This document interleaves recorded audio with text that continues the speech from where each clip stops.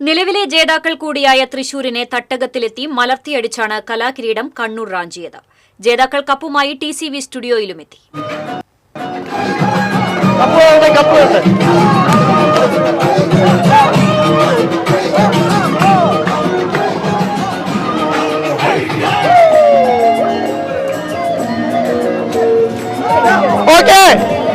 തൃശൂർ സ്റ്റുഡിയോയിൽ ഇതാ സ്വർണ്ണക്കപ്പ് എത്തിയിരിക്കുകയാണ്. സാംസ്കാരിക നഗരിയിൽ നിന്നും സ്വർണ്ണക്കപ്പ് ഇപ്പോൾ കണ്ണൂരിന്റെ മണ്ണിലേക്ക് പോവുകയാണ്. ഞങ്ങളുടെ തട്ടകത്തിൽ നിന്നാണ് കൊണ്ടുപോകുന്നത്. കണ്ണൂർ കഴിഞ്ഞ വർഷം 1 പോയിന്റിന് കൈവിട്ട കപ്പാണിത്. ആ കപ്പ് 5 പോയിന്റ് വ്യത്യാസത്തിൽ കൊണ്ടുപോവുകയാണ്. വെറും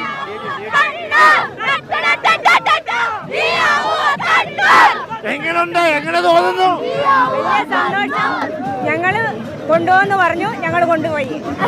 കഴിഞ്ഞ തവണത്തെ പ്രതികാരമാണോ? പ്രതികാരമൊന്നുമല്ല.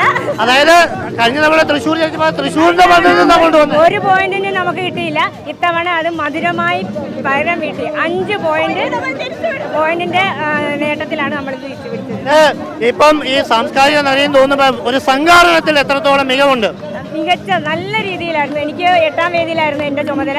ഈ 5 ദിവസവും നല്ല മികച്ച രീതിയിൽ അത് എടുത്തു പറയേണ്ടതാണ്. അത് കണ്ണൂർ DDക്ക് പ്രത്യേക അഭിനന്ദനം കൂടെ കൊടുക്കാണ്. ലാലേട്ടന്റെ കയ്യിൽ നിന്നാണ് കപ്പ് മേടിച്ചത്.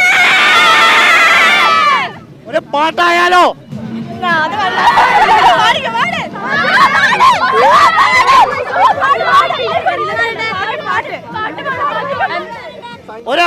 ഒരു ആവേശമായാലോ?